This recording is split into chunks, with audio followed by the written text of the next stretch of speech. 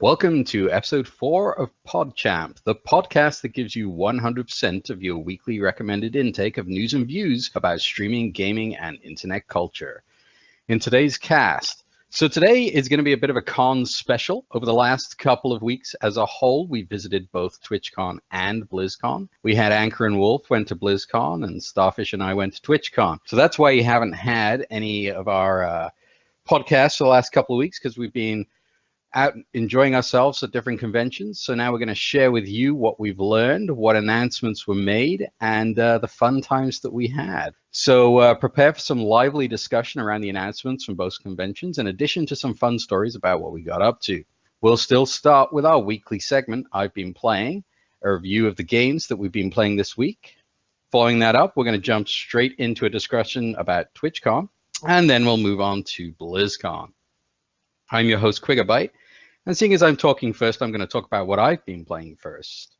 Well, over the last couple of weeks, I've really been hitting Destiny 2 hard. This wasn't necessarily a game I thought I'd pick up, but after reading a little bit about it, I really felt that this was something I should give a go. And honestly, I really enjoyed it. It's really kind of a mixture between a first-person shooter and an RPG, a light RPG.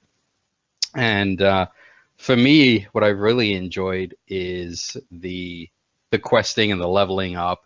And that's usually what I enjoy about RPGs and MMO RPGs as well. So I have enjoyed a few sessions with the other PodChampions in multiplayer too. But I think for me, it's really about the environments. And they've done a fantastic job of creating the environments. I have noticed the gameplay is getting a little bit samey, but in general, I'm enjoying it, and I think some of the other PodChampions here, they've been playing Destiny 2 as well, so I'm sure they'll share their opinions with you here as we get to them. Now, the second thing I wanted to mention was, and I'm kind of ashamed to admit it, but I've been playing Clicker Heroes. That's right, you heard me, Clicker Heroes. Oh no.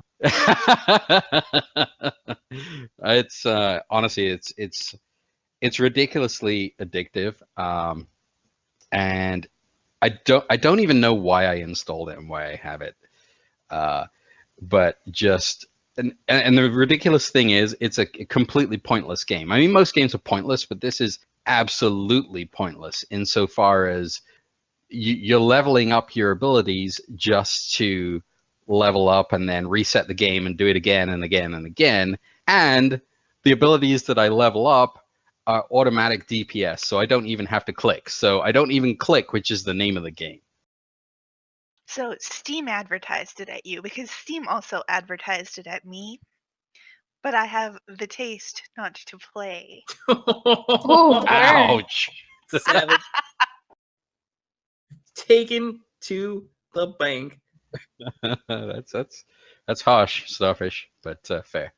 Can you put that review on the game? I don't know why I installed this or why I have it. Yeah, absolutely. Oh man, and I open it, it's stupid too, because it plays itself even when you're not playing it. So I'll open it up and it'll say, while you were gone, we farmed this much gold, and it'll be trillions of gold. So it just keeps playing without me. Anyway, with that aside, I'll introduce you all to some of the finest people you'll ever meet. As I alluded to twice already, I've decided to call them the PodChampions. So first up, the guy who eloquently quips with sarcastic zeal. He's ginger, he's awesome. It's Alex the Ginger. Oh boy! All right, here we go. Let's talk about Destiny. So this is the thing about Bungie, is that Bungie spares no attention to detail. Like, not an ounce. Like, that game is beautiful. The environments are ridiculous. The voice acting is top notch. Like, the guns look cool, just visually and from a universe perspective. The game is just pouring with it's just awesome. Like, it's like a Halo that really lets you explore the entire universe it's based in, and so it feels so complete and so polished. And for that reason alone, I've been having a blast with it. Like, it's just a beautiful game to look at, and the gunplay feels really good. Like, you just, you throw your Void Warlock ult at some idiot and blow up, him and his whole family of Vex or whatever's going on, and it's just awesome, and you have so much fun. At the same time, I find myself in the situation to where I'm like, well, I'm light level 280 now, and I don't want to raid with anybody because everybody I know who I would raid with is probably going to be obnoxious. And I mean, if I go to a public event, I'll maybe get like something that's 1 point higher than what I've got. So now it's just a game that I log into on Tuesday, and I do all my milestones, and then I log out until next Tuesday. Like, is anybody else there? Like, you just get your free good loot, and then you log out, and then you wait a week? I do like 1 milestone a day because it keeps me coming back to the game every day, and I only have like an hour to play, and that's about how long each one of those takes. So if I had like all Tuesday, I'd probably be finished, but I don't. So I like the pace it's at. Is it bad if I don't know what a milestone is? Yeah, they're the so when you go to your map on the left side, it gives you a bunch of objectives that are weekly objectives, and they give you, and it literally lists it as powerful gear. Usually it's stuff that is better than your average light level or your average power level. So it's basically like a way to get guaranteed upgrades every week by doing crucibles or getting clan XP or doing a fire, like a nightfall fire strike, stuff like that. So it's something reliably that you can use to gear up every week without just worrying about the loot treadmill of, I'll just run around and do public quests or public events. So I guess it keeps the grind consistent, but this is the same thing that always happens to me in MMOs. It's like I'm not leveling up or logging in to do new stuff anymore. I'm just leveling up to level up to get stronger. It's just like your clicker heroes game. Like, I'm just getting stronger for this. Like, I'm not doing anything with this strength. I'm just getting stronger. So why am I doing this? You know how, like, in WoW, you do dailies to raise your faction? Well, yeah, it's the same thing.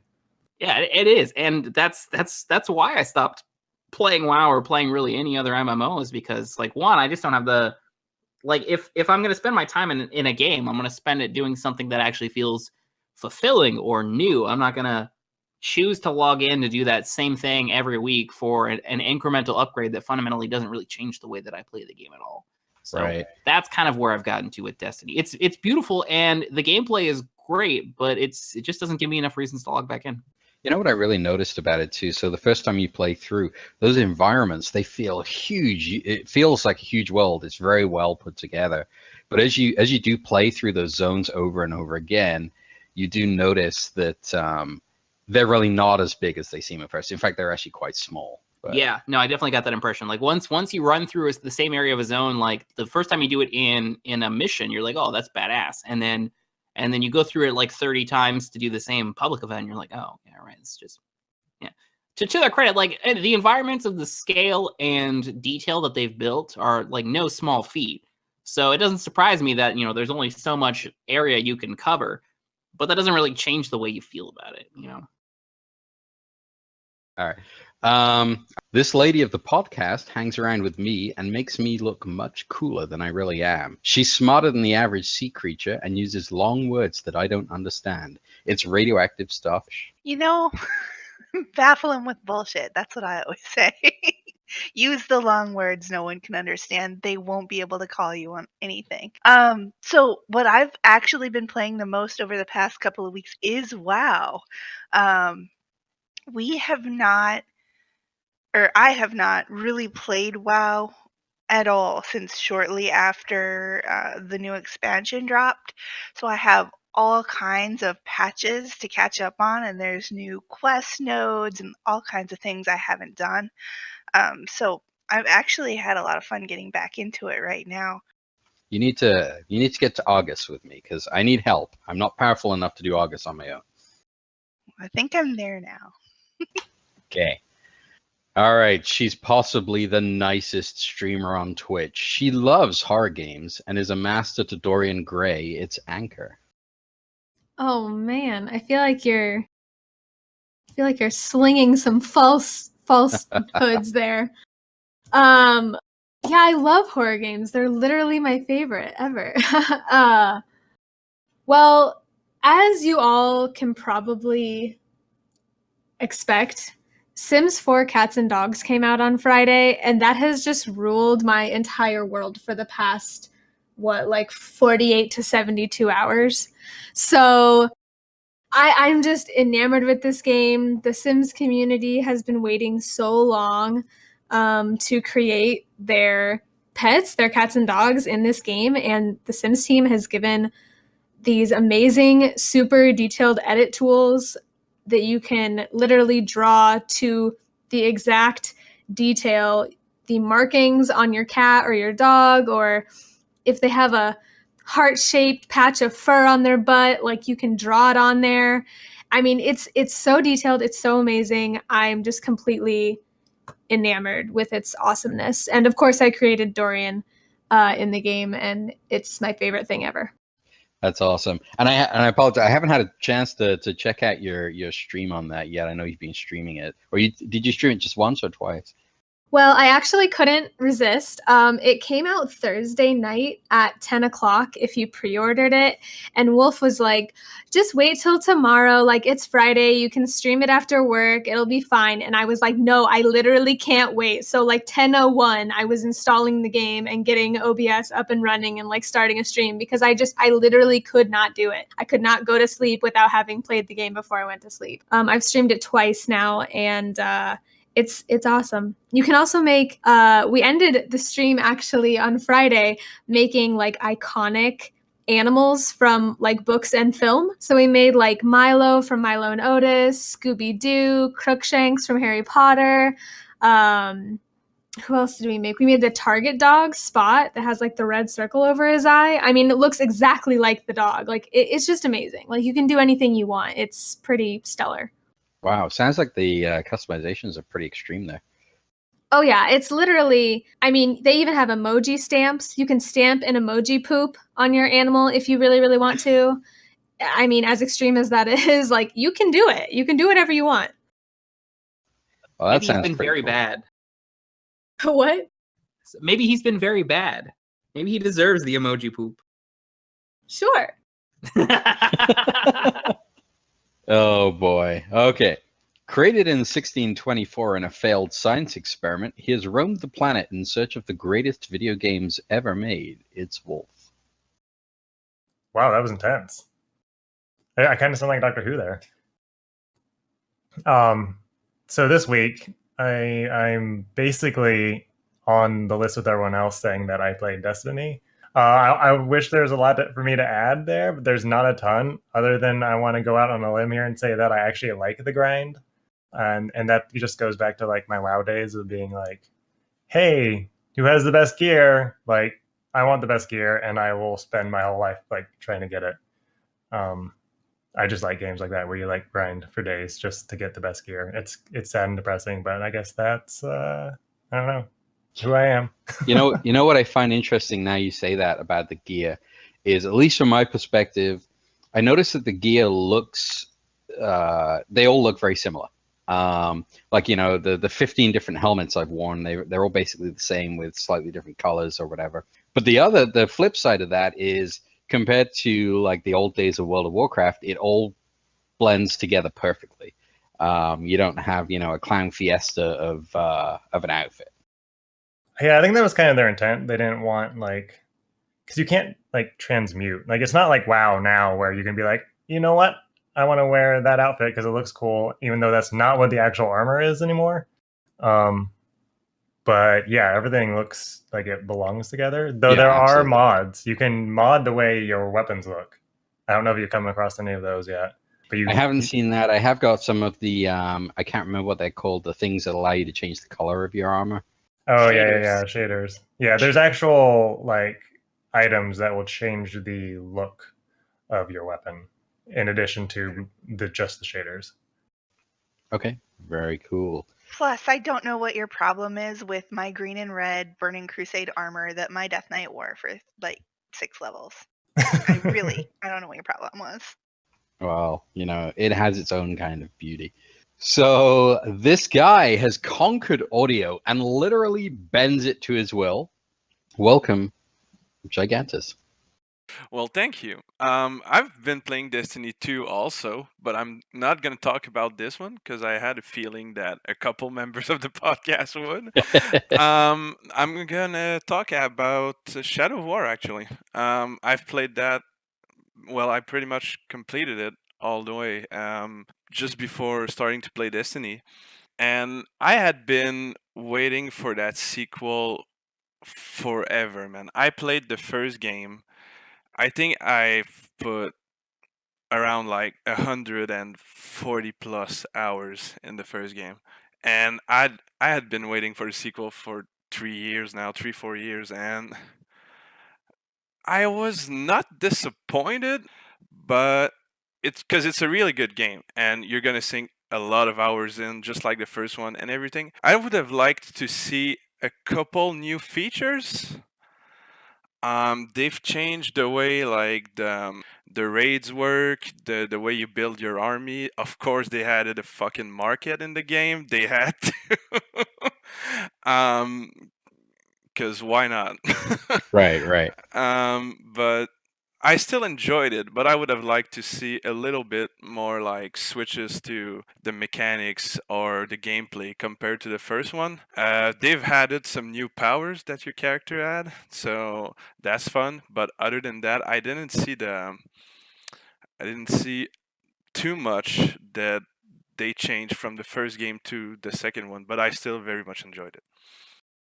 Now, I heard a lot about the whole DLC thing. Did you Yeah. really beat the game, or did you just beat the main game I've beaten the main game. Okay, yeah. Yeah. So that was my question, because everyone's like, Yeah, in order to quote unquote really beat the game, you're either gonna have to grind forever or shell out some more money. Which, yeah, I can see that. I don't think you actually need to put money in, because many people have tried it without buying anything on the market that they've added for this game. But yeah, you need to grind quite a bit to finish it completely. Womp womp. Yeah, exactly. Which is not necessary for like a really heavy story-based game like this, that adventure game. And I don't know, you can do it if you want to, but you can go through the main game pretty easily without buying anything. So you don't need the market for that. So a couple of weeks ago, Giga, you talked about being excited also for the South Park Fractured Butthole game. Yeah. Did you get to playing it? I started playing it. I've not finished it yet. That's why I didn't talk about it now. But Okay, yeah, so yeah, we'll cover that next week, maybe. Maybe, yeah. Okay. So our first topic is TwitchCon. This year, TwitchCon was held in Long Beach, California, at the Long Beach Convention Center. So last year it was held in San Diego, and in 2015, which was the inaugural year, it was held in San Francisco. Actually, as an interesting side note, this year was the first year Twitch actually added an extra day, a day ahead of the main convention day, which is Friday, Saturday, Sunday. They added a developer day on the Thursday. So we didn't actually attend that, so I don't actually have too much information to share. But according to some friends of ours who did, it concentrated a lot on the new Twitch API webhooks, some improvements to extensions, and did push a lot the use of AWS. So I think that's going to be an interesting thing to see if they do each year, and something I'll probably try to attend in future years. Unfortunately, I wasn't aware that they were going to do that prior to the registration being closed, but it appears that it's pretty much open to anyone who wants to attend, so long as you apply ahead of time. Does that cost extra? I do not believe there's any extra cost for that either. Starfish, were you going to say something there? I wanted to know what an AWS was, if that's important. If it's not important and it's too techy, then let's skip it and pretend I didn't ask. It's a little important. It's AWS is Amazon Web Services. So it's services that they provide for like cloud computing and server hosting and that sort of thing. And so that ties in very closely to both, the development of extensions for Twitch and the Twitch integration of games. So Twitch is pushing in a big way, or not Twitch. Amazon is pushing in a big way with their engine Lumberyard and with the Amazon Web Services integration, the notion that they want developers using their platforms to make and run their online games. And by using AWS, that makes it easy for those developers also to tie into Twitch and get the added functionality there. So they're kind of building a big online gaming ecosystem and trying to tie all their products together. And so AWS's involvement is actually quite important. Thanks. Yeah, and so Twitch opened with the Twitch Town Hall, which covered a number of interesting new features along with some Twitch milestones. So I'm going to read a few of them here out of interest. So in 2017, Twitch more than doubled the amount of money they paid to individual partners, with 71% more money generated on average. Twitch Prime, which was actually announced at TwitchCon 2016, so it's just about a year old, has been a huge success, bringing in 50% more subscriptions for streamers, according to Twitch. So that works out to one new sub every 4 seconds, which is nothing to sneeze at. There have been more than 1 billion views of clips on Twitch since it launched. And within 6 months after its launch, over 110,000 people have joined the Twitch affiliates program. So that was the figure that really astounded me. 110,000 people have joined the Twitch affiliates program. That's insane. I mean, it's great, but it's a huge number. Other stats they announced: video delay has been reduced on average by 60%. Now, I haven't noticed this, but maybe I just haven't been paying attention. Has anyone else noticed that the delay has been reduced? I did notice the delay has gone down at least a little bit. Okay, all right. It wasn't super apparent, but I did, and it was kind of an inkling feeling. It was like, I feel like people are responding really quickly to chat, to like the things I say. I was like, Yeah. So I did kind of get the lingering sense, but it was kind of less like me being like, whoa, it's really changed, and more like a suspicion. So it's nice to have it confirmed. Yeah, it's not an immense change, but it's small enough that you can, or I should say it's big enough that you can notice it. So they also announced the auto mod is currently scanning over 320 million chat messages a month. And lastly, in the 6 weeks since they've launched Twitch extensions, streamers have shared their extensions with over 15 million viewers, and more than 1,100 developers have registered to create an extension. I notice they say they've registered to create an extension, but I guess it's only been around 6 weeks, at least since the beginning of TwitchCon. So the big new features that they also announced at the town hall. So there's 3 really big features, and I'll read through what Twitch said about each one, and then we'll talk about it a little bit. So the first one I have on here is sub gifting. So here's what Twitch had to say about sub gifting. You've been asking us forever, and we're so happy to deliver just in time for the holiday season. Subscription gifting is coming very soon. You'll be able to purchase a 1-month subscription for anyone on Twitch, including the $4.99, $9.99, and $24.99 options. Gift givers will receive social recognition in chat and to third parties, and recipients receive all the benefits of subscription. Give the gift of Twitch. So this is something that it's astounded me that it's taken them this long to add gifting subscriptions. I don't know about how you guys feel about that, but I can't believe they didn't do it before now. What if you want your gift to be like a surprise, like as a birthday present? Is it still gonna like pop up in chat and like no matter what, or did they give like an example of where you could just like do that on the back end? Yeah, I don't actually know. I haven't I'm assuming it's live now, but I haven't actually given any subscriptions yet. Starfish, do you know if this is live yet by any chance? I don't think it is yet. Let me see if I can look really quick and see if I can gift a subscription in any way. Yeah, so I don't know the answer to that, Wolf, if if it announces it or if you can, privately deliver a gift. But it seems like a no-brainer that to make Twitch more money, And I'm sure there were some good reasons why they hadn't done it, but probably related to fraud, I would imagine. Well, It do you is not remember? live yet, or it is not obvious how to do it. That's good to know. I don't think they've put it live yet. They said it would probably be in their announcements at TwitchCon. I think they said it would be live in December, just exactly before the holidays. Yeah, I recall them mentioning that as well. Yeah, it says to deliver just in time for the holiday season, so that would make sense. Anka, what were you going to say?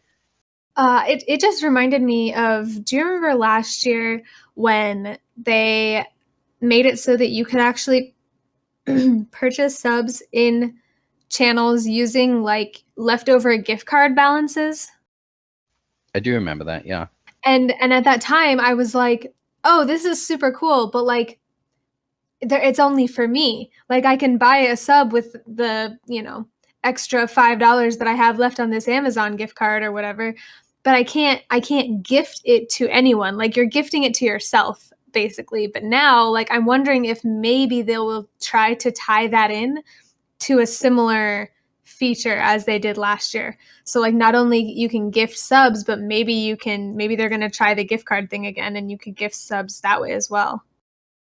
Or like with Amazon gift cards or something along those lines. Yeah, big gift cards from Amazon would work. Yeah, I would just be curious to see how it goes, I guess. So I see another application for this, and I don't know if they'll let us do it this way. But say you're on a limited budget, right? Right now, if you subscribe to somebody because you have $5 to do that this month, you have to immediately go in and cancel, right? Before it automatically re-ups next month when you may not have that $5. The sub gift is a 1 month chunk without it having to worry about it automatically extending to the next month. Can you gift to yourself, I wonder? I wonder if that'll be a thing. That's not something that it tells you, but it's super not hard to make an alt account. Oh yeah, for sure. If they can. Starfish is telling us how to work around the system already, and it's not even out, so. I feel like that's a beneficial thing. I also wonder if they'll make it so you can gift multiple months. Like if you want to do a 3-month or a 6-month sub for someone, I wonder if they'll do that as well. Yeah, right now it just says, the announcement just said it would be a 1-month subscription. So, they may start with that, see how things go, would be my guess. I agree. All right. The second large announcement they made was achievements. And I find this is probably the one I find the most interesting, and the one I think a lot of people have been clamoring for the longest time. So they said, for many streamers, affiliate or partnership status is the dream, but the steps you should take to reach those goals haven't always been clear. Achievements clarify those requirements and encourages creators to learn streaming best practices and interact with their communities.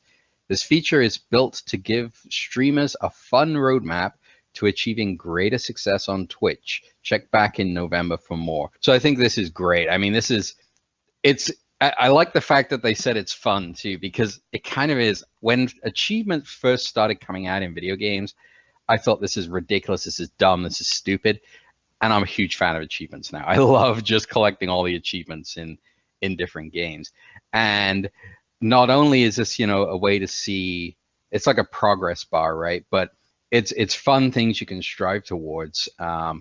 And secondly, by making it extremely open and clear as to the requirements to get affiliate or the requirements to get partnership, it takes away all of that. Why am I not partner yet? Does someone at Twitch not like me? That kind of stuff. It just makes it clear all around. At least that's my opinion. It's total transparency. At least that's what I'm hoping it will look like. And let me tell you something. I'm all about like achievements and checklists and roadmaps, and I'm here for this. I'm really excited. I love seeing a goal on my screen and being able to check that off and say, I've completed that. Like, what's next? I absolutely love that. And it totally appeals to like the organizational side of me for sure. I wonder if it's going to happen automatically or if it's going to still be like, you know, a small review at the end. Like, oh, did all the achievements. Now we have Twitch staff come look at your channel real quick. I mean, they made it sound like if you complete all of the achievements required to become partner, you automatically get partnership. That's what I think they even said the word automatically when they were doing the announcement. So I'm assuming they'll probably have to still like take a look at some of your VODs to make sure you're not like, I don't know, an asshole, I guess. But like, I'm assuming if you complete the achievements that are laid out before you, you get partnership basically. Not even the VODs. This is the thing that I'm wondering about is, and this is why I assume that we're not going to see like automatic approval of partners, is because once you have the numbers, once we've quantified what it takes to be partner, to a certain extent, people have probably been able to do this with affiliate as well, but nobody gives a shit, because no, affiliate's not that high of a milestone to achieve. But once it's quantified how you become partner, people could very easily try to social engineer their way to the numbers they need. And it's going to be numbers. It's going to be stream X amount of time, have this many concurrent viewers. It's going to be like affiliate plus is my expectation. Because that's from everybody I've known who's done the partner grind before, it kind of amounted to that. So once we have some numbers, what's to keep people from, artificially boosting their own numbers to reach that milestone? Right now, you can theoretically just boost your numbers artificially in general, but people don't know what to aim for, so it's less profitable for them to do so. So the question comes to my mind, like if it comes to pass that we know exactly what the numbers are people going to start trying to do that more? And it's because of that potential behavior that I think there's going to be at least some amount of review involved before they flip the switch for somebody to make them partner. I agree. I don't think it'll be automatic. I think it'll be, that'll be the 90%, and then you have to have a review by Twitch to see if they want you as a partner. Yes, you make the qualification, but there could be some reason why they wouldn't want you as a partner. Now, one thing I would say is at the Twitch booth, they did have a video playing, and it did show some of the achievements. And Alex, you're really knocking the nail on the head because it is all number based. Now, I can't remember, Starfish. Can you remember any of the specific achievements that they actually showed? Because they did show some of the specific achievements for partners in that video, but I can't remember what they were. I mean, you had ones like, and it started from the beginning. So it started at not even affiliate, and it had the very first ones were stream for X number of hours, host another channel.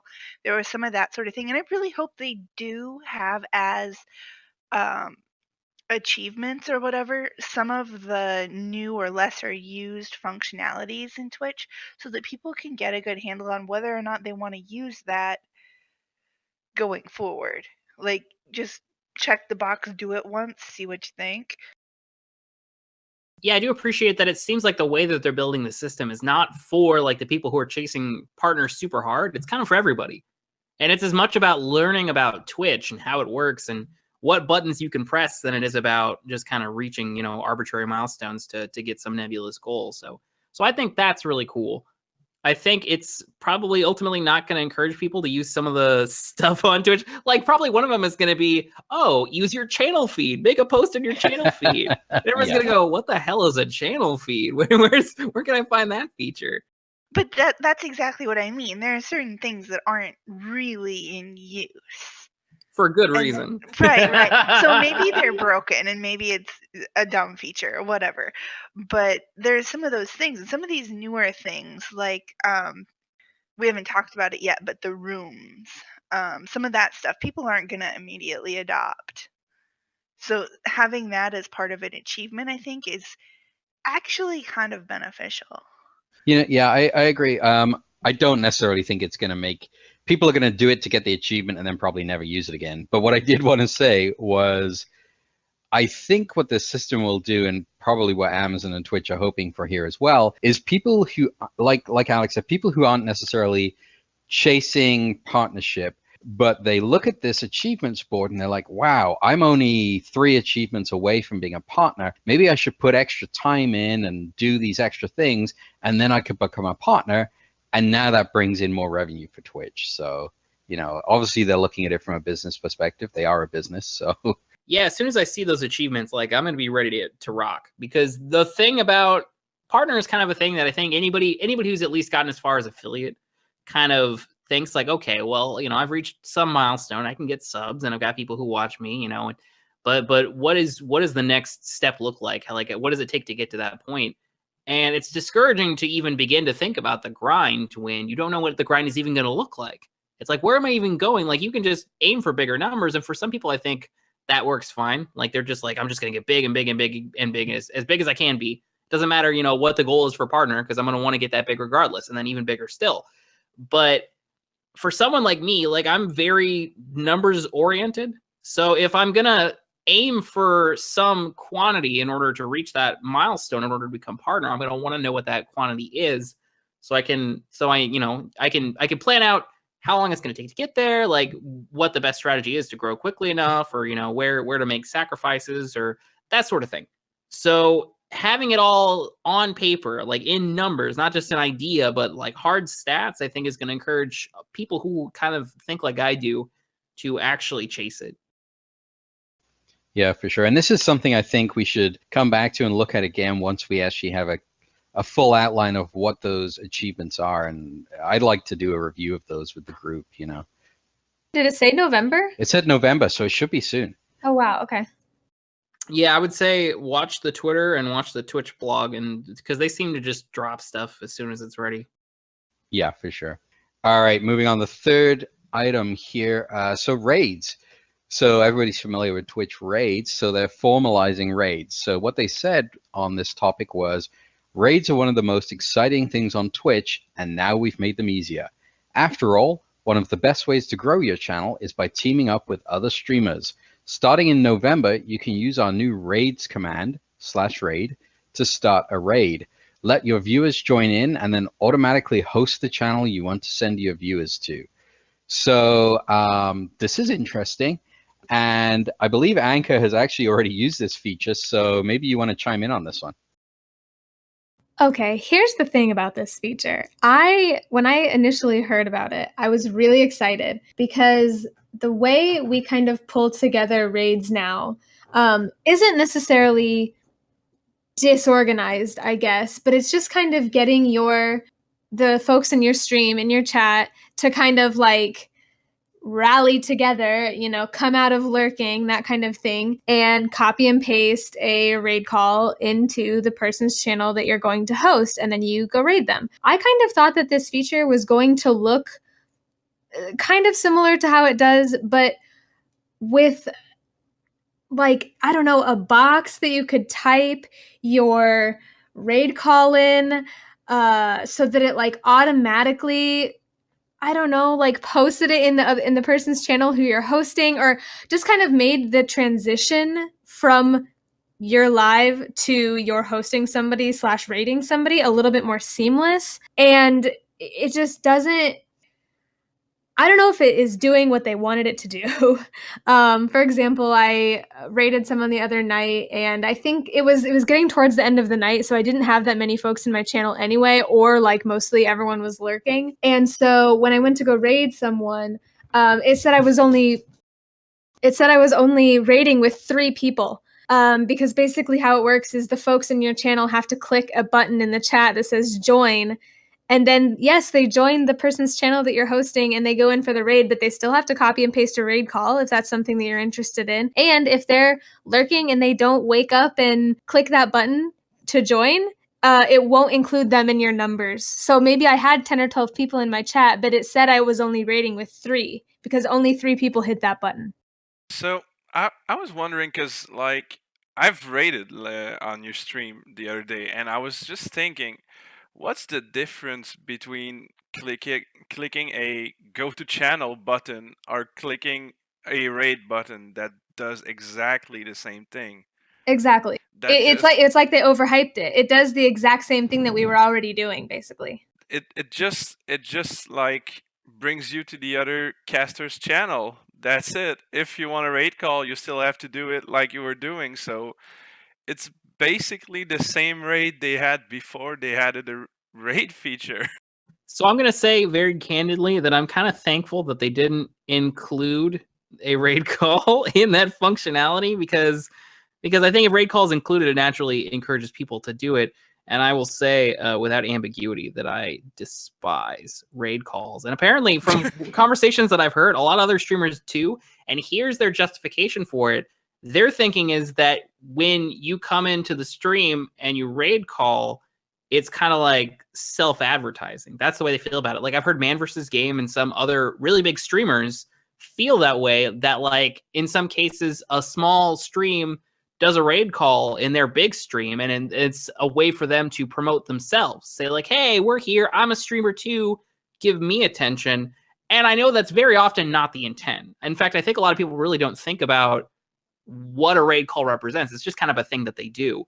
But yeah, I think a lot of people have different interpretations of it. And so I can see why they didn't include it, even though I think for a lot of people it would be very useful. Yeah, I agree. But if you're going to add a new feature, it kind of like automatically brings up that there's going to be something new for like the former formula, right? But on this one, there's not so much so. Yeah, Well, I don't actually see why they added it. It is basically the same thing. In fact, I preferred the old way of just like, okay, I picked a streamer. I like this streamer. Let's go raid them. And that was it. Yeah, I totally agree with Giga. If you're going to add a new feature, add some new features. Like I think they just are branding raids to the Twitch name and not necessarily enhancing it in any way. And to Alex's point, I feel like the solution for that situation is just gauging the community that you are going into when you raid. I mean, a lot of the people that I watch and that I'm involved in their community, and thus I want to raid them and share my community, like share their community experience with my community. They're totally fine with raids and raid calls and spamming and emotes and fun and some even dance when you come in and do a raid call or whatever. Like, so I think it's just gauging whether or not that's acceptable in the community you're going into. If you know it's not acceptable and they don't like it and they see it as self-advertising, like then obviously don't do it. But yeah, I think that's just kind of, and that's why I kind of thought if they were going to have a raid call feature, they could have an on-off toggle, like simple as that. So you could either use it or not, but Well, they should add the on-off toggle to be there for the streamers. Like, if you have it set to off, you can't be rated. So, that's what they added. It wasn't on the channel that's rating that they added features here. It's the features that you can moderate it as the person being rated right now, because you can make it so that a channel cannot raid you through the system. You can't make it so they don't host you and come spam messages, but you can make it so that someone can't /raid you. And so I think if they were to do that, that would be on the rated person's toggle. So a streamer can choose not to be rated, so that allows them to prevent nothing from happening. Right. From using the new raid. This would require widespread acceptance and adoption. This would require that for the moderation tool to work. because you could technically still do /host and go in with your raid call and nothing would change. Yeah. Yeah. What is? Yeah, I'm dumbfounded. I don't even know what to say. Like, what was the plan? Well, that's the thing is, like I said, I was totally stoked for that when they announced it. And then when it was released, I was like, oh, that's the same. Nothing new here. Move along. All right, moving on. There were actually, and I don't know that we need to go into a lot of detail about these three unless someone wants to, but they also announced stream summaries, rooms, and rituals. And Starfish, you mentioned rooms earlier. Was there something you wanted to mention on that? Not really. I'm kind of curious what they're going for here, because they kind of talked about how rooms will stay open even when you're not streaming. So But how is this different from So the how from is it different functionality than the today? Twitch app? Yeah. So today I can go create a room and I can choose who goes in. I guess it's not specific to my channel, right? So Right. And I think from what I understand, this is going to be within your channel chat. It'll be like you have a special mod chat pane or something. yeah, I mean, it's not out yet, so I don't yeah, know. and that's the functionality that was announced, that you can choose a room that's mods only, you can choose a room that's subs only. So it's a way to split your community. Sounds awesome. Let's do that. No, I don't see this. I think if you want rooms for people to talk in, you'd either get a Discord or I don't know, what do you call it when you have a Twitch community? It used to be Curse, whatever. One of Yeah. those. What was actually, I have to say, what was really interesting in the announcement for this, they showed a little video clip of the room, and it was a subs only room, and the people were all saying, "Yay, no plebs in here." So I was like, yeah, that's what you want. You want to split your community between the elite subs and the plebs. So that's just great. Yeah, like I said, there might be a certain situation where something is sub only for a hot second, but I mean, we've already got that limit functionality on the chat room anyway, so I don't get it. All right.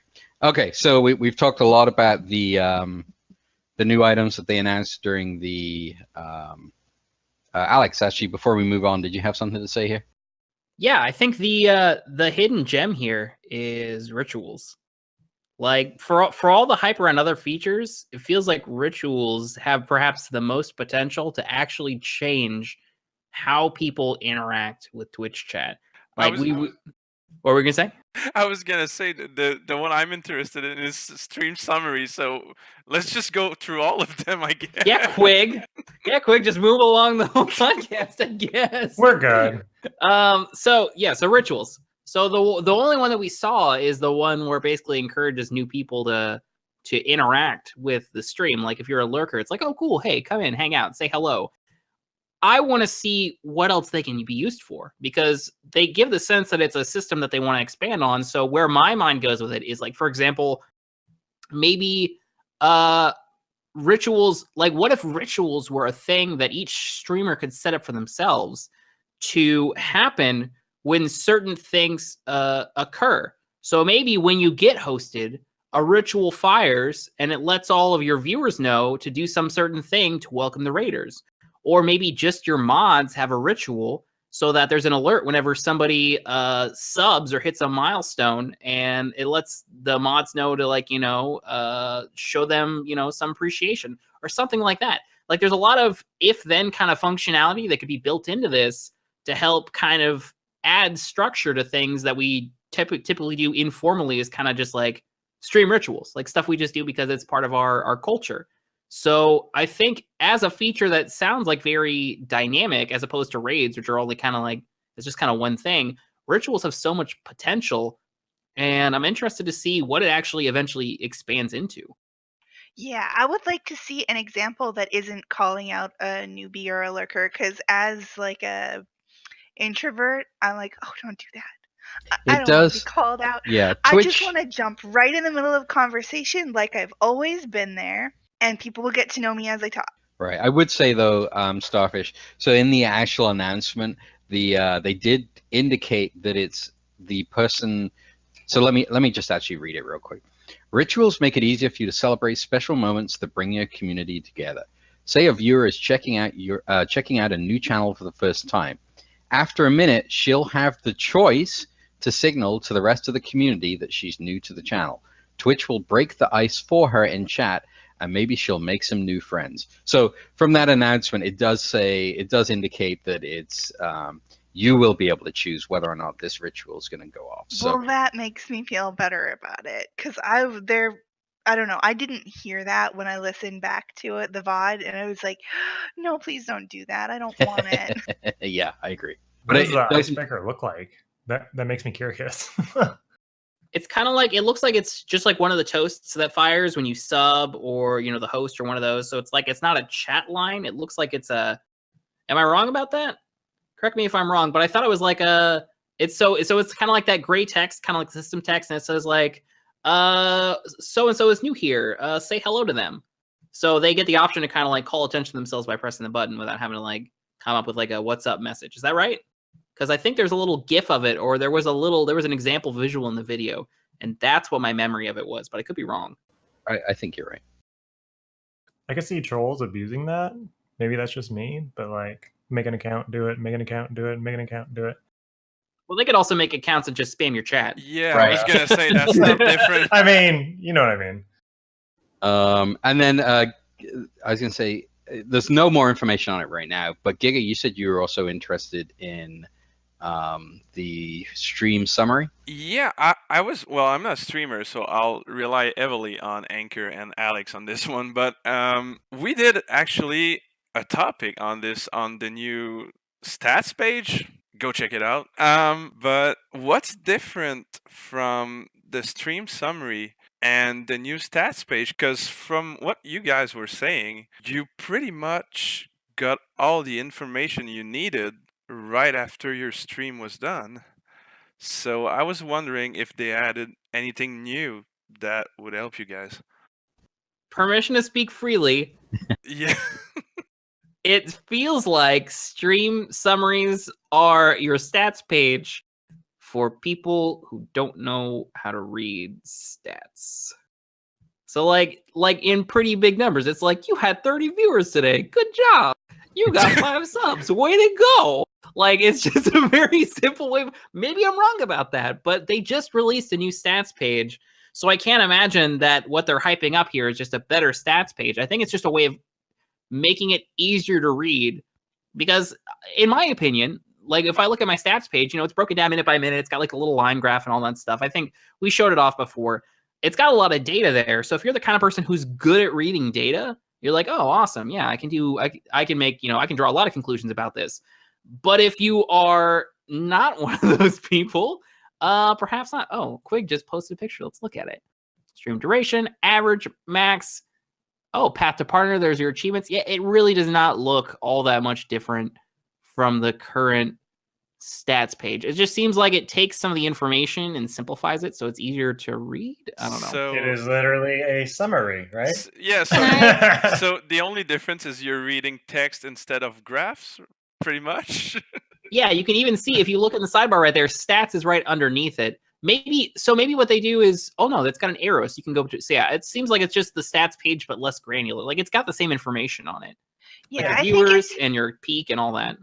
I think it's intended to be just like a one pager that you can just glance at and go, that's how cool I am today. Yeah.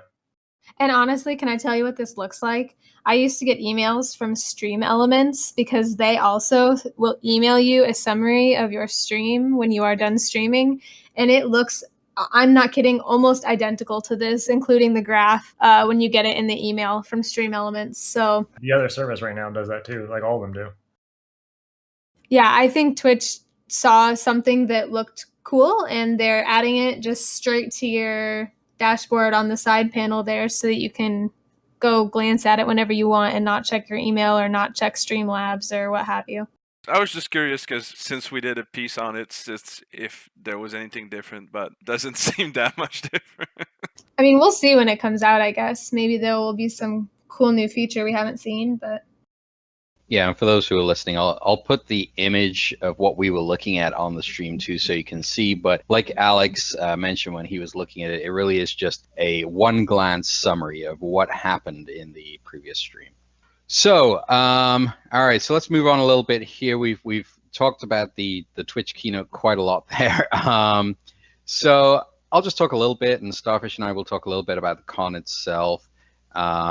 I figured we'd talk a little bit about what the good was, what the bad was. So it's obviously just our opinions, and I'm going to start with what I thought was good about TwitchCon this year. First of all, the Twitch store. And that sounds odd, but we didn't even bother with the Twitch store last year because you literally couldn't get to it. The lines were so long. This year, yes, the line was, I think it was maybe about an hour, something like that. But they actually had entertainment in the line. So they had Firefox was there, and they were asking questions, telling jokes, and spinning a wheel of prizes while you were waiting in line to get into the Twitch store. Once you actually got in the Twitch store, it was really big. It's just a big shop.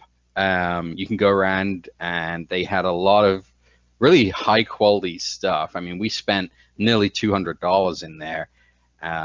But yeah, I think the experience was very good this year. Wouldn't you agree, Starfish? Yeah, yeah. The line time last year was more along the line of 3 or 4 hours. So that's an extreme improvement. Secondly, I think that the Discord party, obviously not Twitch itself, but Discord once again indicating that they know how to organize a party. It was hosted at the Aquarium of the Pacific. They rented out the entire aquarium. If you got there early enough, then you actually got to walk around the entire aquarium. Now, as you walked around the aquarium, they must have had 10 little bars as you went around. All the drinks were free, so you just could walk around the aquarium getting free drinks as you were going around. They were doing different talks as you went around as well, so that was pretty cool. And once you hit, and I can't remember what time it was a certain time, then they actually started the DJ up and all that good stuff. Secondarily, they actually had a room with some old school video games, some Atari video games, that kind of good stuff. Funny minor little story here, but we actually accidentally got into the industry area and didn't realize we were in the industry area. So there was just an open door, and we went through there, and we had food. We sat down in that area. It was a really nice area. And only later we realized we were in the industry area, because when we left the industry area, we couldn't get back in again. But in general, Discord, once again, showing up Twitch on how to do a party. The other thing, I think the expo floor at TwitchCon was much bigger this year. It had a lot more going on. It was very good. A slight complaint, I would say, that it maybe would be a little dark, but honestly, I wasn't too bothered by it. I thought it was quite atmospheric. That's the great thing about TwitchCon, though. They do pay a lot of attention to atmosphere, right? There's a lot of purple lights, smoke, mirrors, like they go all out for that. It's not just a big cement room full of vendor booths. You mean like PAX? Yeah, like PAX. I love PAX, but yeah, it's just a big cement room with regular lighting full of vendors. Yeah, so that was great. Of course, meeting everyone is always great, and bonus, Conan O'Brien showed up, so there you go. What? Yeah, Conan O'Brien just Tell me more. Was he doing that clueless gamer shtick? Like he's like, I'm here with some gamers, and whoa, look at this weird thing. That thing. He can you remember what the game was? It Lineage? Was that the game? Yeah, he was no. I hope not. It was a mobile RPG. Is that Lineage? Is that Lineage 2? Anyway, they had a huge stage where they had like 50 people playing against each other, raiding against each other, whatever they were doing. And he showed up at that stage. And he was there to kind of present the game a little bit. But what was kind of cool is he heard Disguised Toast was at the convention, and he said Disguised Toast has the greatest gamer name ever, and he demanded to meet Disguised Toast. So they had to find Disguised Toast and bring him up on the stage. That's awesome. I'm not going to lie. I love Conan, so I'm biased, but... So that was pretty cool. Day 9 did a pretty good job keeping his cool with Conan there, too. That reminds me, Conan once was the color commentary for the World of Warcraft Arena Championships at BlizzCon. It was 2013. It was the year I was there. So Conan's just up on the stage, just talking about World of Warcraft. Awesome. And I was like, you've never played World of Warcraft. What are you doing here? Conan, where did you go? Who put you up to this? Do they have your daughter, Conan? Blink once if you're a prisoner. Oh, boy. So that was good. The Twitch party, once again, was a bit of a letdown. It was general admission, so anyone who had tickets for Saturday or a 3-day ticket had access. There was no extra charge. It was at the Queen Mary / Dark Harbor. The line to get in was at least 2 hours. We waited in that line outside for 2 hours, gradually moving towards it. We finally got in, and I stood trying to get a drink next to Hunter, funnily enough, Hunter Wild, trying to get a drink for 20 minutes, and then just gave up and we went home. I mean, it was kind of cool, but it was just Dark Harbor with a bunch of Twitch people. And I'll put some pictures for those who are listening, but those who follow my Instagram, you've kind of seen the pictures. Very atmospheric, looked very cool, but you couldn't get a drink, and 2 hours to get in was a little too long. Could you tour the actual ship? No. So there were a couple of problems beyond just a lot of people wanted to go, right? There was a bottleneck at the door, at the gate, because everybody had to have their bags searched and all of that stuff. There was somewhat of a bottleneck because the Dark Harbor area is not super, super large. The number of people trying to get in was highly unusual. There weren't nearly enough bars set up. That's the truth. It probably would have been awesome if they had fixed the bar problem and we hadn't been standing in line for 2 hours, because I don't know about Quig, but I hurt my foot this summer. I have a very hard time standing for long periods. So after that 2 hour standing, I did not, like, the last thing I wanted to do was walk through a maze. Yeah, that doesn't sound very pleasant. But Quig, did I hear you right? That you said it was included in the price of the ticket this year? Yes, there was no extra charge for the party. So I guess that is a little perk. That meant that everybody wanted to go, though. That's the problem. Yeah. I mean, last year we had to pay extra, but I guess that did filter out who actually wanted to go, or if it was everyone and their brother. I mean, that party was kind of a fail too, but... Yeah, let's not talk about the $15 drink that tasted like Sprite that I had. Or the wait for Darude to play Sandstorm that he Which never played. never came. Yeah. Yeah. Yeah, that's the main thing that ruined it for me. Come on, Darude, dude. On the Darude, dude. plus side, Darude, dude? Is this his new name, Darude Dude?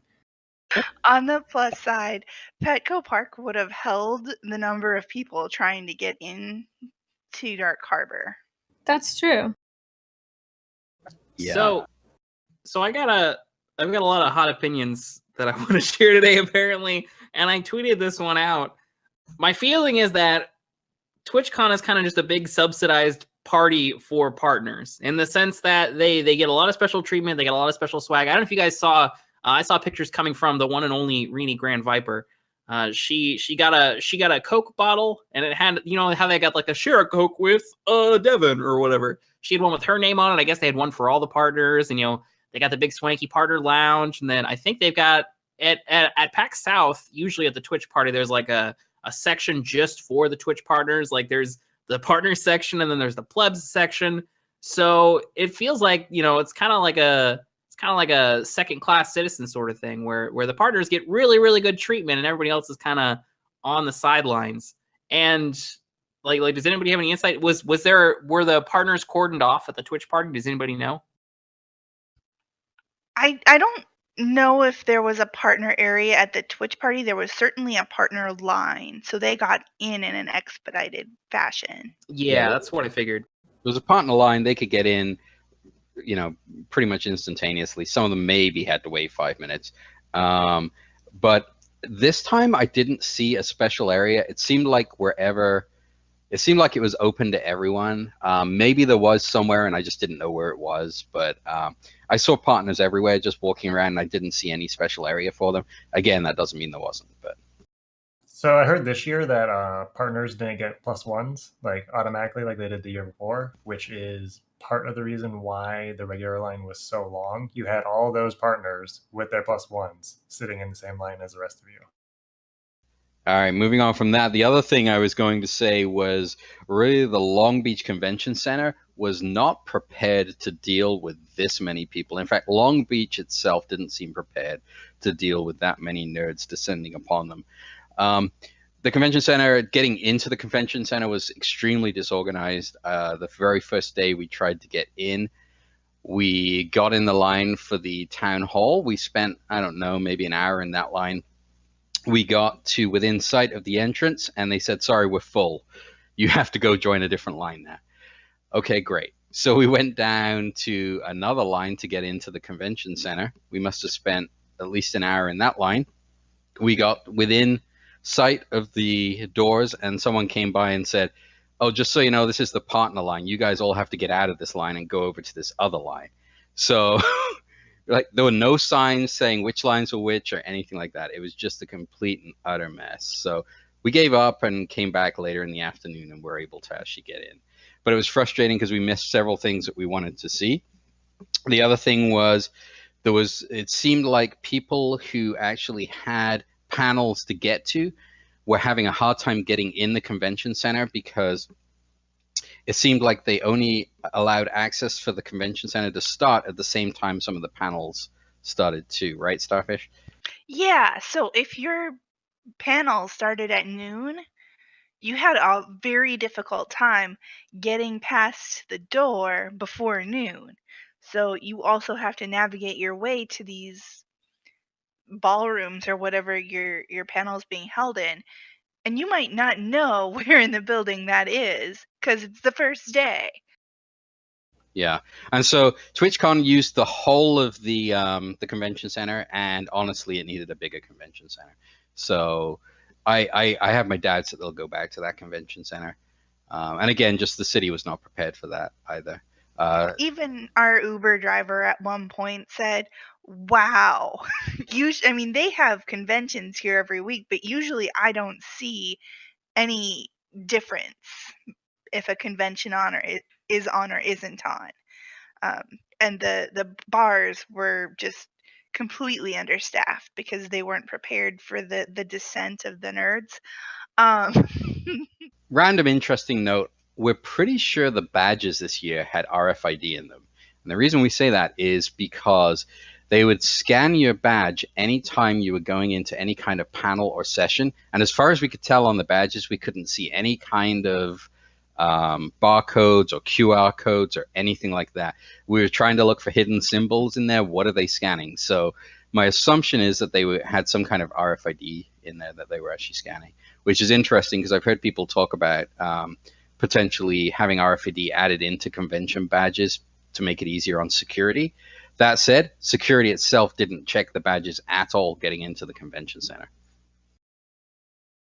All right, just a couple more things about TwitchCon. I wanted to mention a couple of stories and people we met. I won't spend too much time on this, but we did, when we got there the first day, we did have some burgers and a couple drinks with El Dirty Squirrel, who Anchor is a big fan of.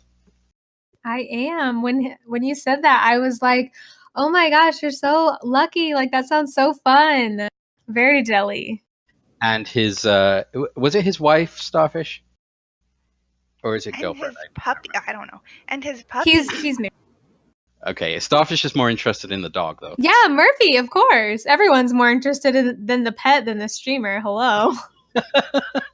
But she was very nice too. She was chatting away to us. Not the dog. I mean his wife.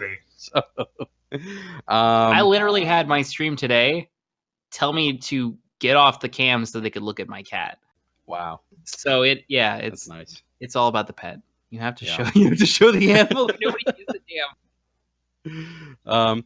The next day we had breakfast with Stacey of Gotham. Funnily enough, it ended up being a Subway because we actually wanted to go to this nice breakfast place, and we walked over there, and the line was just huge. So we're like, where can we go? Because Stacey has a panel at noon, and so we went to Subway. So there we go. We had Subway with Stacey of Gotham.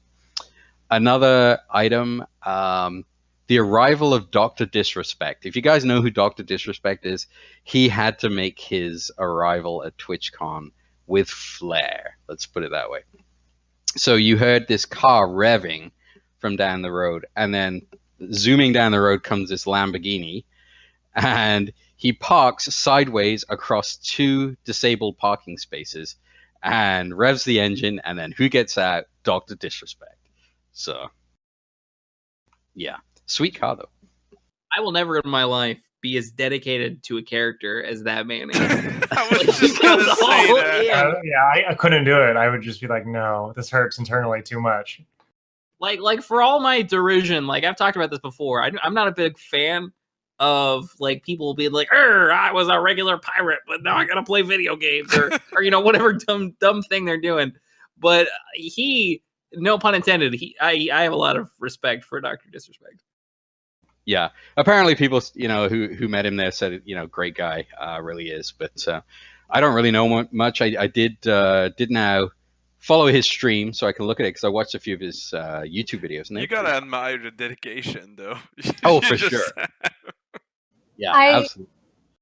I think I saw a photo on Twitter of like a little kiddo dressed up as him too, like a young kid dressed up like him, walking around TwitchCon also. Oh, Did you guys see that? I didn't see him, but yeah.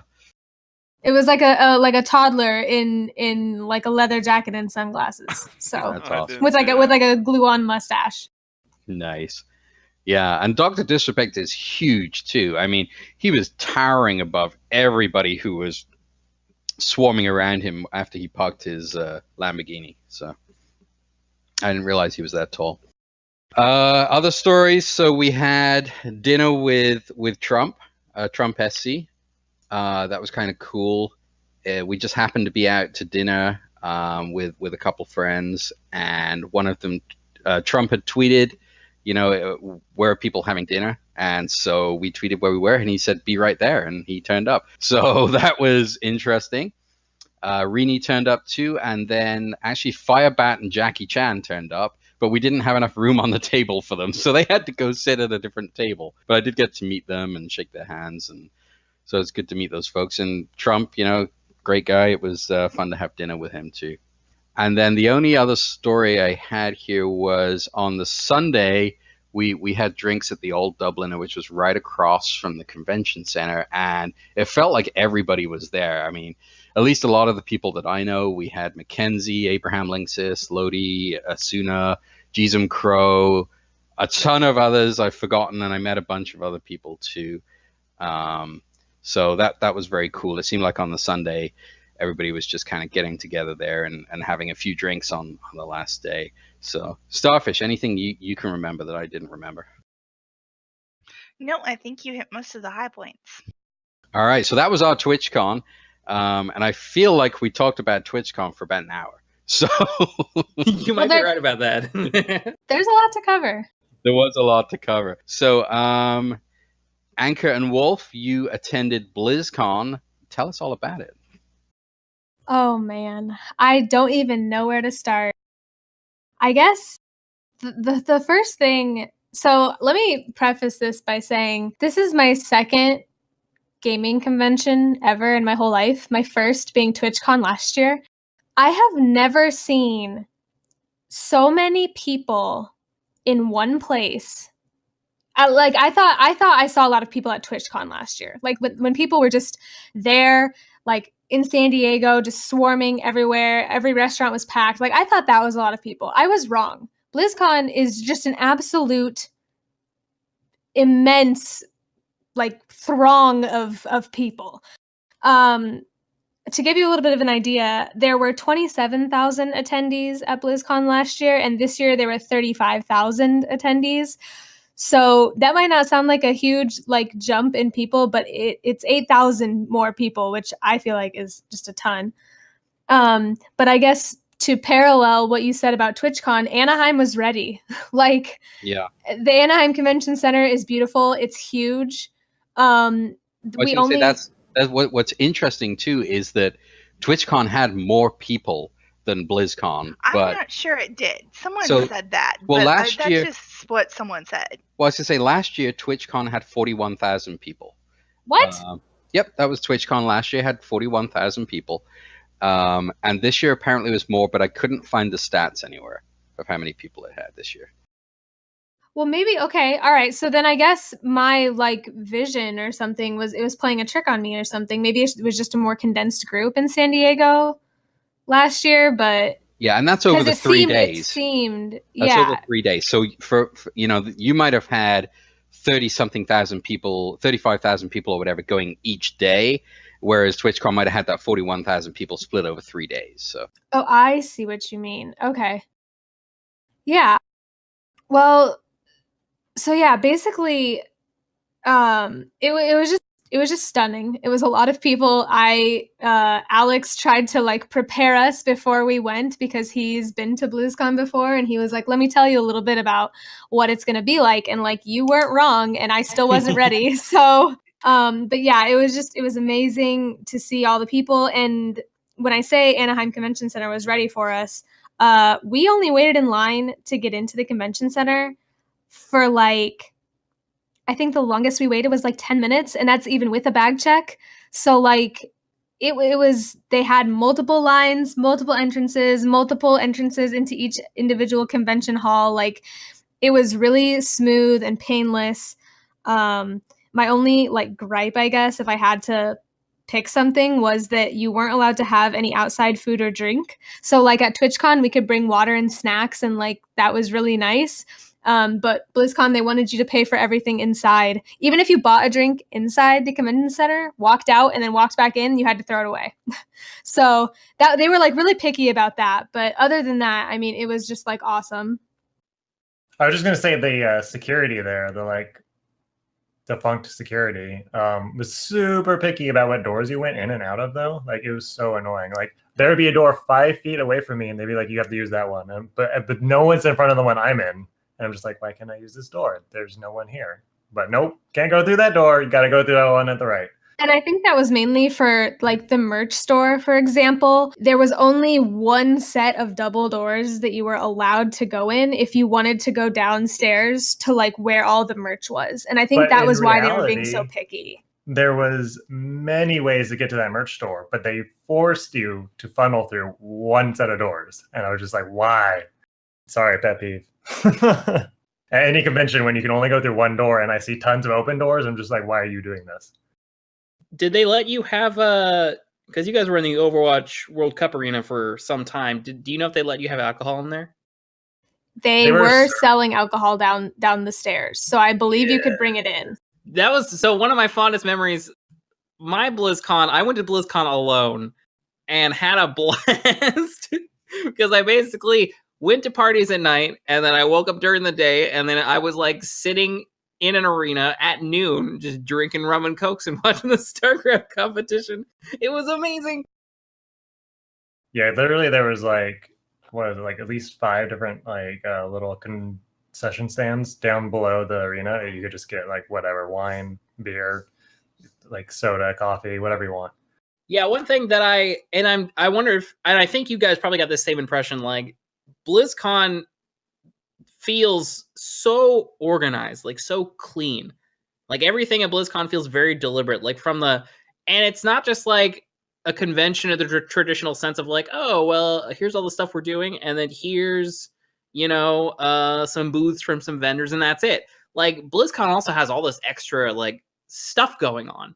Like they'll have like a 360 camera where you and your friends can all grab props and take a 360 photo, or like up in the Hearthstone Tavern, they have like a band just performing there. Like they didn't need to have a band, but they did anyway, just for funsies. Like it's that kind of stuff that kind of only happens at BlizzCon. Like other conventions don't really embrace it so much.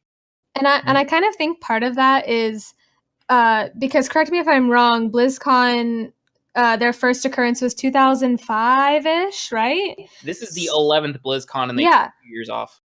So I think they have had some time to perfect it, and they certainly have done that. Like, you still can wait in line for 3 hours to play the Overwatch demo, but like, at least there's a clear and organized line of like where you have to go if you want to do that. You know what I mean? Like, you're still going to wait in some lines, but it's definitely like so organized for sure. And I love that, obviously. And the app. I mean, the app that has a map, like Quig was saying with TwitchCon, you didn't know where your panels were and stuff. I mean, BlizzCon literally has an app, and it will tell you, oh, you want to see this panel at this time? Here's where you go. Here's a map. Like, it was awesome. They had TwitchCon had an app, and it had a map. The maps just sucked. Well, plus you had no service in the convention center either, so. Yikes. The only company that had data was Verizon. No one else had data in the convention center. So I believe T-Mobile was there with actual towers on vans. Like there was no area in that convention center I went where I didn't have like full service, like 100%, Nice. like 5 Yeah. bars. T-Mobile actually sponsored the World Cup, if I am remembering right. Yeah, there was major coverage there. Another thing I was gonna say about going back a step here, regarding like how well everything was put together, the Blizzard polish that they like to reference all the time, that applies to the convention. That's why everything is so smooth and well laid out and everything just kind of flows. The Blizzard polish applies in real life as much as it does in the video games we play. Yeah, this is one thing that people don't know, but like some people like usually when people have showings at conventions, like, you know, if some company's gonna have like a big booth at like you know, a Gamescom or something, or you know, they'll send like a group of people to kind of, you know, handle that, and everybody else just kind of stays at the office and does the regular thing. But at Blizzard, everybody is off for BlizzCon. Irvine shuts down, so every single employee on every team, they're at BlizzCon, and they're either working the booths or they're just enjoying themselves or taking in the culture. And I think a part of it is that getting to be in a big crowd with all the people who love the game that you work on is like the ultimate like energizer. It just pumps you back up and you're ready to go. Like you're ready to jump back in Monday morning and work on games because you're like, did you see how much all those people loved all that cool shit we showed off? Like it gets you pumped up. So not only is it like a great way for Blizzard to, you know, advertise all their cool new stuff, and then, you know, a way for them to get people to spend money on things, but like for the teams themselves, it's just, I think, a dramatic benefit for them morale wise. Yeah, that feeling you're talking about, it was like the excitement and like everything that's going on, that was like major during the opening ceremony. Like there's literally like electricity in the air. You could tell everyone from staff to like just people working the booths who were hired that day, basically, were all like, whoa, this is happening. This is exciting. Speaking of the opening ceremony, I'd like to paint a little picture similar to what Wolf was talking about there. So when we woke up in the morning, we kind of got a little bit of a late start. And so we found ourselves kind of booking it over to the convention center. And we actually went to the like main stage first. And we ended up getting turned away. Like they were at capacity. They weren't seating any more folks. Like the opening ceremony was literally going to start in like 15, 20 minutes. Like they were full. So we got turned away. We booked it across the convention center to the Overwatch arena. And I still, like, I've told this story, I think, you know, a half a dozen times since we have gotten back, but I think it was like very serendipitous that we got turned away from the main hall, because the energy in the arena was just unlike anything I've ever experienced, even in like an actual like sports arena, like when you go to a football game. Like it was awesome. And I think that is, everyone is so excited to be there. And especially when the Overwatch segment of the opening ceremony came around, I mean, Jeff Kaplan walked out onto the stage. Everyone was just screaming like, Daddy Jeff, Daddy Jeff. And like girls were getting hysterical. I mean, it was just, it was awesome. And I don't think we would have gotten that same vibe had we been in the main hall when the opening ceremony started, because there weren't like, they panned over and then it was like live from the arena for the Overwatch part. And then Darren DePaul walked out, the voice actor for Reinhardt. He came out with a pumpkin basket, throwing candy into the crowd, screaming candy, candy, like in the Reinhardt voice. I mean, it was literally just the most epic thing I think I've ever experienced and could ever experience at like a gaming convention. And so I think it was really fate that like we got steered in that direction, and it ended up being just awesome. Not to mention the fact that I bawled my eyes out along with 5,000 other girls after the Reinhardt short. I saw some guys crying too. People were like choked up over the whole like short. I was crying at home.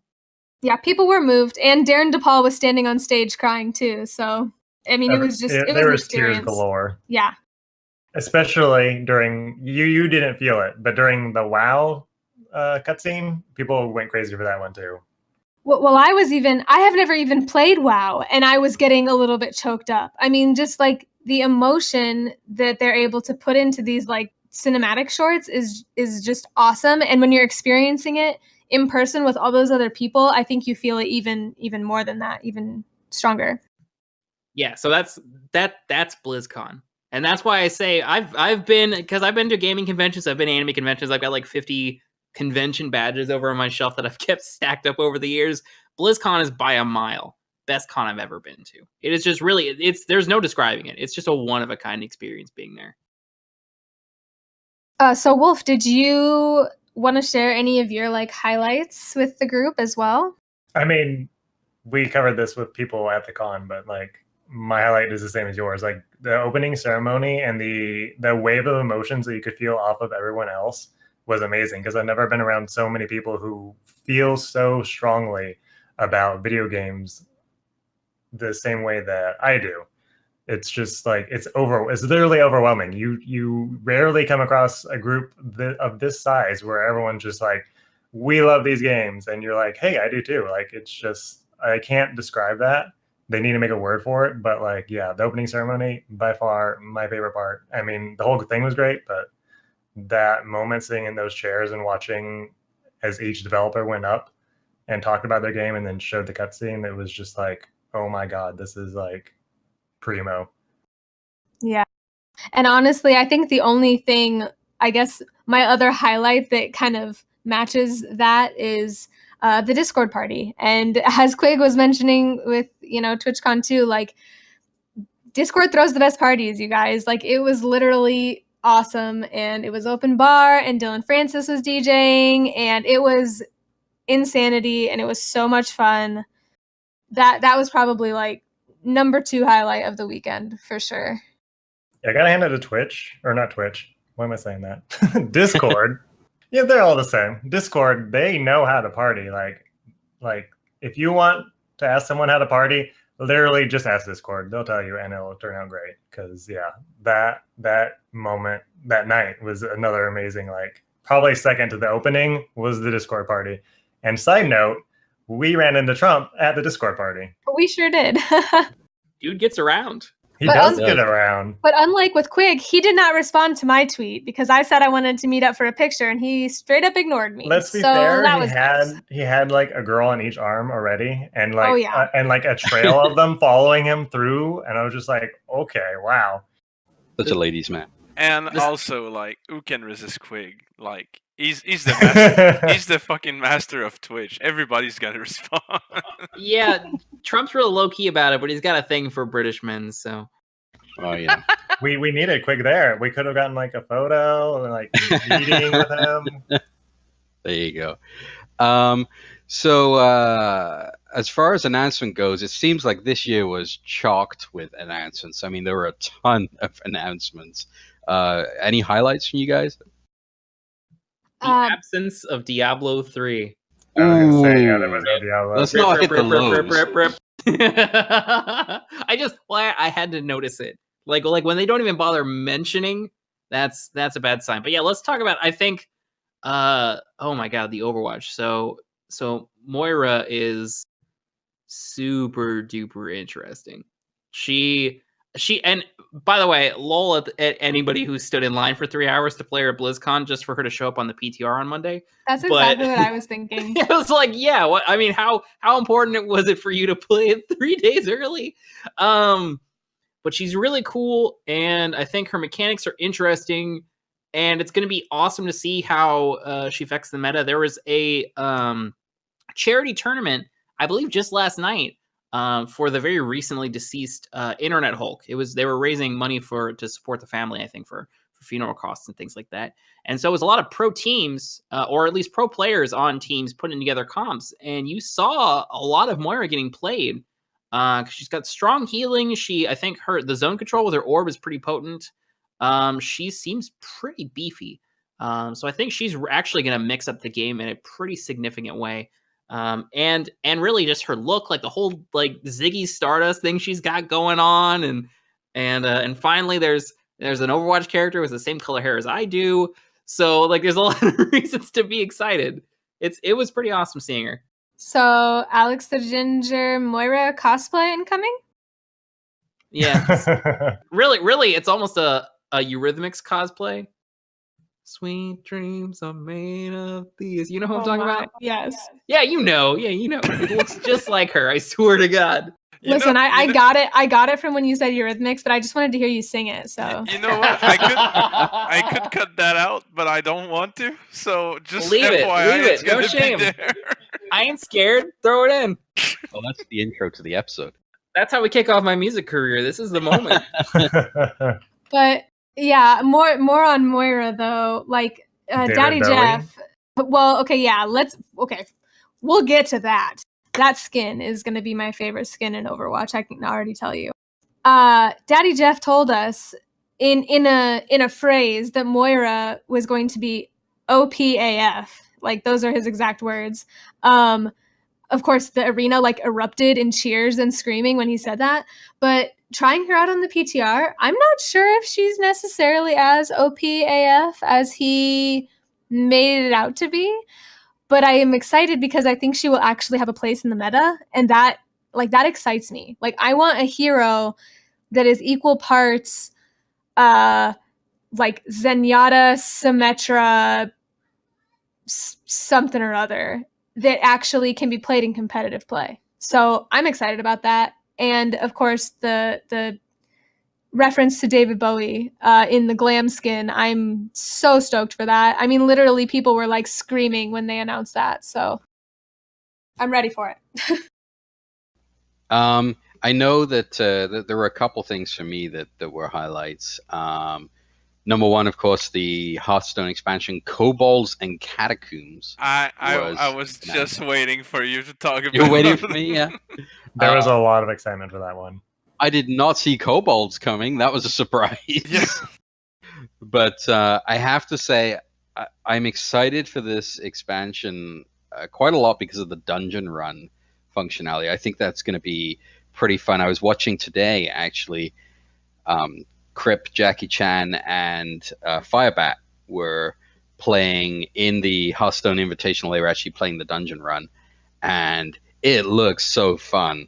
I mean, it's a single-player experience in Hearthstone, and I love the single-player experience, which is why I was a little bummed when they decided to cut the adventures, even though they've been adding little mini-adventures with the expansions, so I'm hyped for that. And then also, World of Warcraft Battle for Azeroth was announced. That's got me pretty hyped too. Couple things on that. The burning of Teldrassil. That's insanity. And the Undercity falling to the Alliance. So getting Lordaeron back on the Alliance side. So that's pretty exciting. And then lastly, I didn't see this coming at all, but WoW Classic, World of Warcraft Classic. I'm really interested to see how they're going to implement this, but it's an official vanilla server, basically.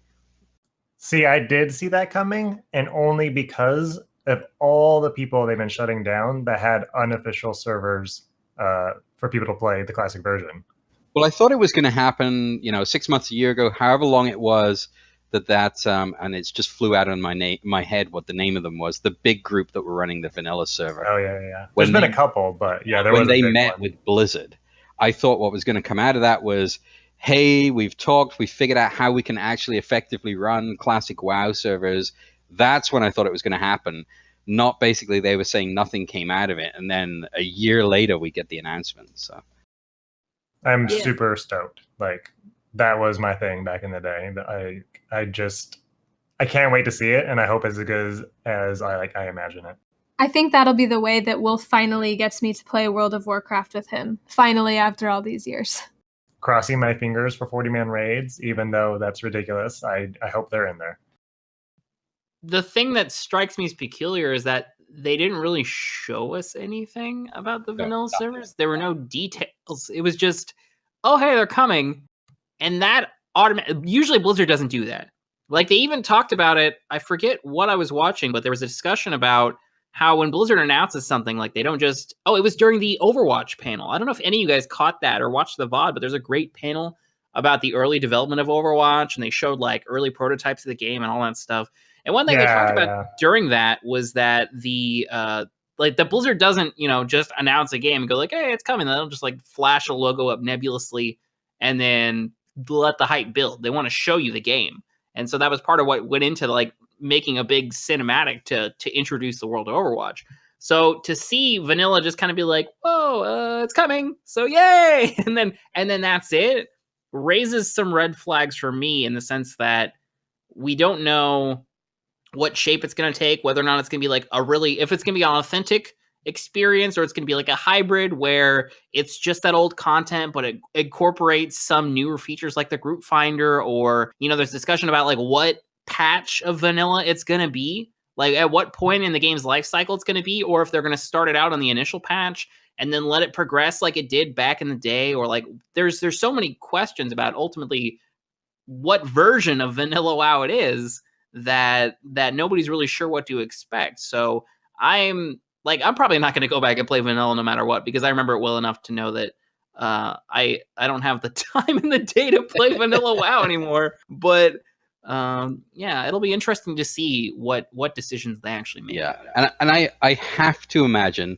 that there are going to be some quality of life improvements. I mean, it's kind of that fine line, right? Do you fix the bugs? Do you do quality of life improvements, or do you stay true to what was actually classic? Now, I believe some other MMOs have actually released classic servers, and I was hearing, and I can't remember which MMO it was, but there's one MMO, and the way they do it is they have public votes as to whether or not which feature should be in, or how that feature should be implemented. Should we add something, a quality of life improvement, or should it be the classic? And so they have regular votes as to how that environment should be treated. So I'm going to be interested to see how this whole WoW Classic actually pans out, because historically, in my mind anyway, every time that the players of WoW have like banded together and said for years and years, we want this, we want this, we want this.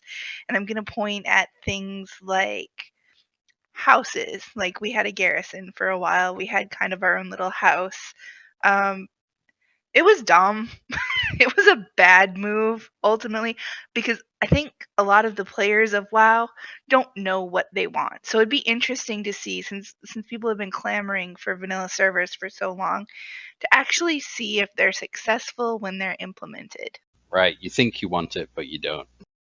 I feel like that's all Blizzard games. There's been pretty much every Blizzard game I've ever played, there's been like, we need this, and then we get it and we're like, oh, this is never mind. So were there any other announcements that we didn't cover? We didn't talk about StarCraft 2 free to play, but my sense is most people don't. On the upside to going free to play, I got the latest expansion Yeah, in my me too. library for already owning StarCraft 1 and 2. Yeah, For what it's worth, the production value in the single player StarCraft has always been super good. Like for those who didn't play Wings of Liberty, like it was a fun time. Like it was a blast to play through, and I bet Heart of the Swarm and Legacy of the Void War as well. Notwithstanding some of the plot points that I think were pretty lame. Yeah. I'm actually gonna try and go through like the whole campaign now, since I have like all of it for free. All right, Wolf and Anchor, anything else we should cover on the BlizzCon front? The only other thing I was thinking is I'm not sure if anyone here still plays Heroes of the Storm, but that was another cool thing that we got to view during the opening ceremony, was the announcement of the addition of Hanzo and Alexstrasza to HOTS. And that, like, they played like a little cinematic for that, and that was pretty sick. I don't really play a ton of Heroes of the Storm anymore, but the little cinematic thing that they had for that was really cool. We forgot to talk about Blizzworld, which is a new map for Overwatch, which looks amazing, and I hope they have like similar maps to this in other of their games. Basically what they're doing is creating this like theme park, Blizzard theme park, and they're taking little bits of each and every game and putting it into a Overwatch map. And yeah. On the subject of the HOTS cinematic, I have to share slight beef, because they totally recycled a bunch of the animations from the Hanzo Genji Dragons animation to put in the Hanzo Alexstrasza animation. And it's not obvious unless you're paying attention, but I totally picked up on it, and I was like, oh man. I have a lot of beef with that.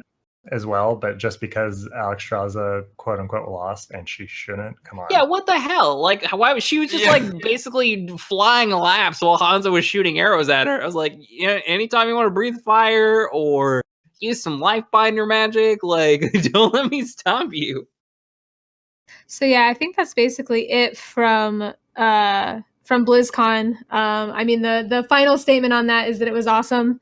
I don't know if we weren't expecting it to be awesome, but like it really lived up to our expectations and was just like a stellar experience. So we're very grateful that we were able to go.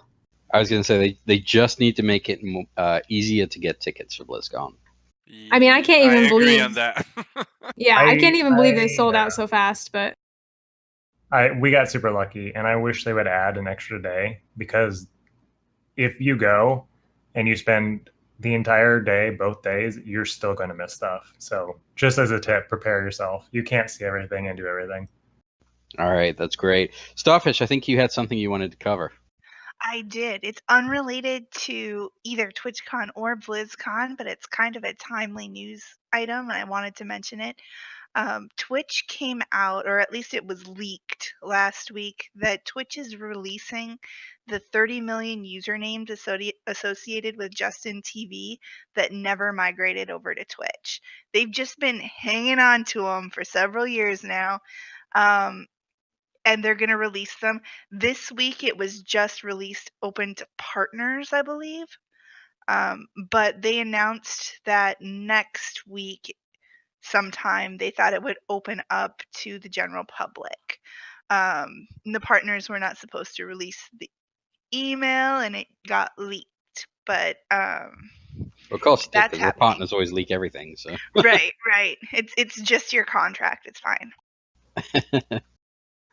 So this is an official PSA for anybody out there who might be listening to the PodChamp podcast. I have my eyes on the Twitch username Alex, and if you take it from me, I will ruin your life. This is not a drill. I will find you, Taken style, and bad things will happen to you and any amount of armed bodyguards that you hire. Let me have the damn name. Just walk away. So I thought they had released all the names already. I didn't know it was just partners, and I changed my name. Now it feels bad, man. It feels real bad, man. Now you have to wait. Yeah, I have to wait 60 days or whatever, so it's going to be gone again. All right, on that note, that's it for this week. Thank you for listening. I'm Quigabyte. Thanks go to Anchor, Giga, Wolf, Alex, and Starfish. We have been PodChamp Podcast. That's PodChamp, PodCast. Don't forget to follow us on Twitter. Forget to follow us on Twitter. Forget to follow us on Twitter. Forget to follow us on Twitter. Forget to follow us on